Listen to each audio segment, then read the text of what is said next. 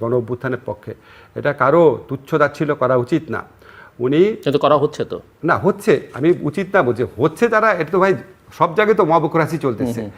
এখন আপনার এটা বুঝতে হবে যে উনি শেখ হাসিনার নিয়োজিত সেনা প্রধান ছিলেন, উনি শেখ হাসিনার আত্মীয় ছিলেন, উনি এরকম একটা সময়, এখন আপনার মানুষের অবদানকে ছোট করার জন্য নানান কথা বলা হয়, আপনার ক্ষেত্রে হয়, আমার ক্ষেত্রে হয়, যে যারে বলতেছে সবাই সবার গালি দিচ্ছে, সবাই সবাইকে দোষ দিচ্ছে। ইউনূস স্যারের অবদান ছোট করছে না, উনি কি করেছে জুলাই গণঅভ্যুত্থান, এসব প্রশ্ন তোলা হয় না, আপনার প্রশ্ন তোলা হয় না, আমার প্রশ্ন তোলা হয় না, আপনি নাকি ভারতের দালাল, আমি ভারতের দালাল, সবই তো বলা হচ্ছে।